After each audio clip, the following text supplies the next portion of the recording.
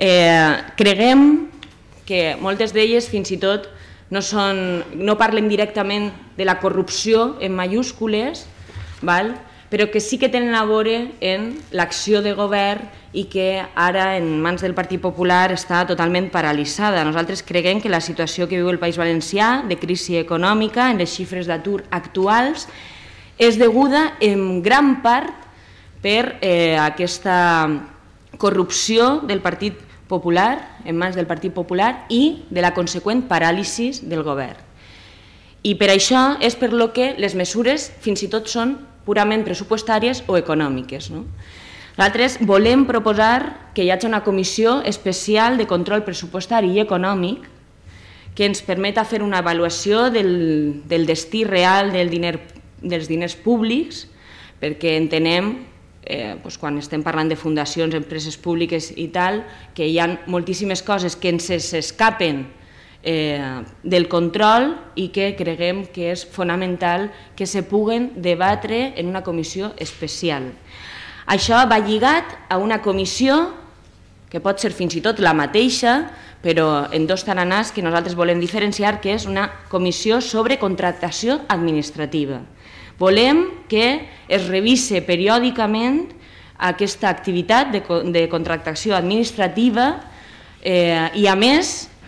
que aquests escapismes que s'ha inventat el Partit Popular, que no pot ni tan sols la Sindicatura de Comptes, el Tribunal de Comptes, entrar a veure, volem que se desfaça ja aquest escapisme i que se posen els mecanismes adequats. És a dir, els diputats podran en aquesta comissió controlar tota l'activitat de contractació que té l'administració valenciana. En això volem, ja dic, una revisió de la contractació, una revisió de la gestió d'aquests recursos pressupostaris i econòmics, però que vinga de la mà del lliure accés a la informació. En aquesta part que vos dic de fiscalització i en la part que tenim dret a conèixer sobre la gestió pròpia, i és que puguen vindre periòdicament sense que hi hagi ningú tipus de prohibició, com ara passa, els representants d'altres organismes, d'institucions dependents de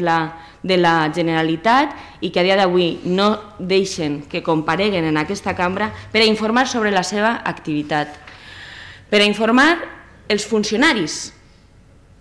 no ni tan sols els consellers ni els alts càrrecs. Estem cansats de que vinguin a comparèixer els consellers i que utilitzen aquestes compareixences en desviar l'atenció, no respondre a les incògnites de l'oposició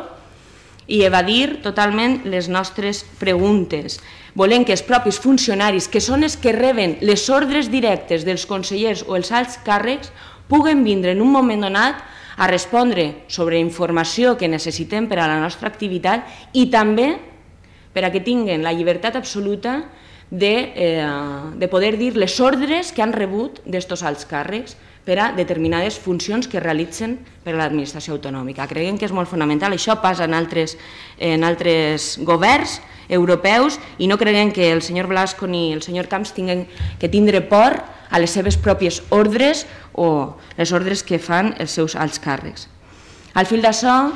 i per posar exemples, no solament volem que vinguin els representants dels Instituts Valencià de Finances, l'Institut Valencià d'Estadística, etc., sinó tornem a demanar, i és una qüestió directa que li demanem al senyor Blasco, que vinguin a comparèixer els presidents dels Consells d'Administració de les Caixes d'Estalvi valencianes, especialment de la CAM i de Bancaixa. Creiem que és molt fonamental. Vosaltres sabeu que això és una petició que se va fer ja en una comissió d'Economia per part del nostre grup parlamentari molt abans de les especulacions de les fusions. Entenem que en una crisi econòmica com la que vivim, tenint unes caixes d'estalvi valencianes que gestionen molts recursos de molts valencians i valencianes, volem que se'ns puga dir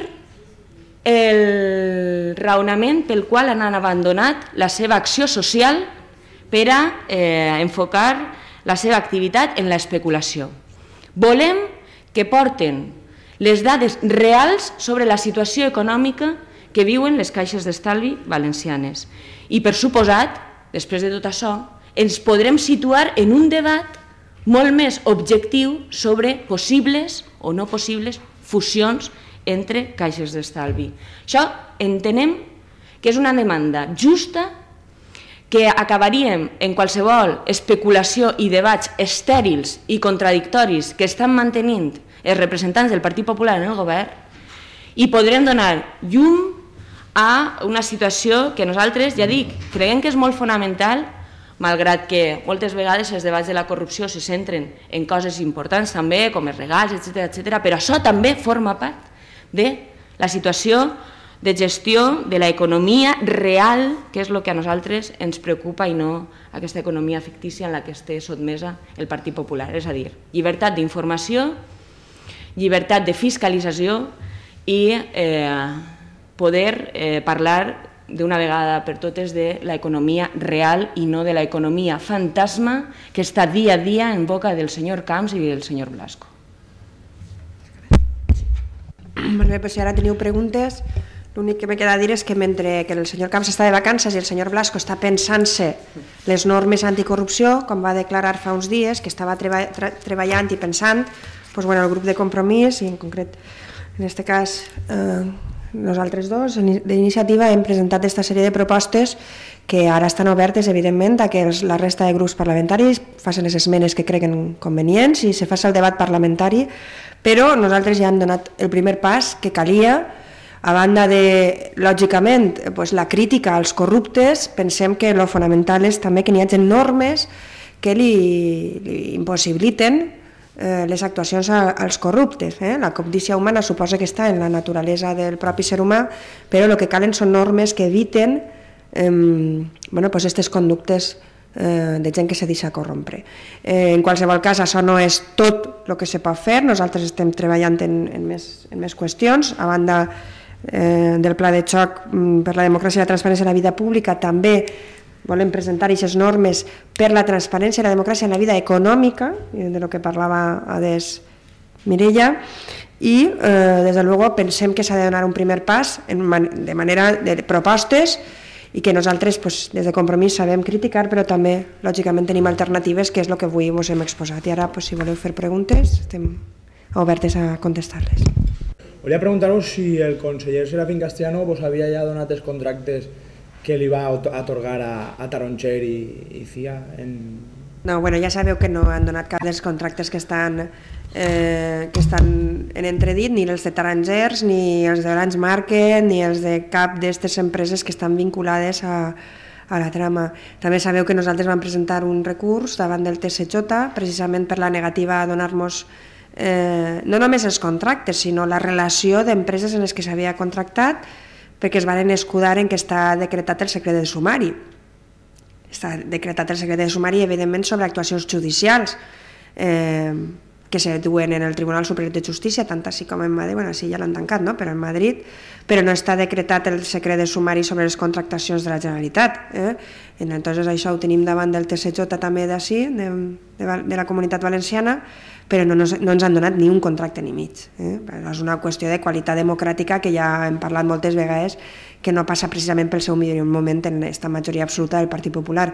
Per això també volem fer aquestes lleis i aprovar aquestes lleis, que en tot cas, si el Partit Popular vota en contra, ja sabrem tots per què és. Vull dir, si al final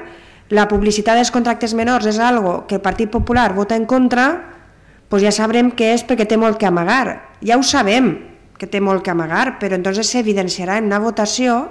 que el Partit Popular es nega a que n'hi hagi transparència en la vida pública, i això ho tindran que explicar, perquè jo tinc així el documentet del senyor Rajoy, i cap de les propostes que hem fet avui així no està així, també. Vull dir, que n'hi hagi representació dels consells d'administració per part de l'oposició, que se puga fiscalitzar els comptes, tot això està així. La prohibició de regals que no siguen l'uso de la costumbre, no sé què, tal qual, que queda molt bonic sobre el paper, doncs tot això està així. Si ara el PP vota en contra, primer tindran que explicar-li al senyor Rajoy, al primer, no? Al Santo Job, que només n'hi ha uno, no? I pareix que és el senyor Rajoy. Doncs tindran que explicar-li a ell, i després, i sobretot, i el que més ens interessa, hauran d'explicar-li als valencians i valencianes. Quin problema n'hi ha que els valencians puguen accedir a un registre informàtic i saber a on van els diners que paguem entre tots?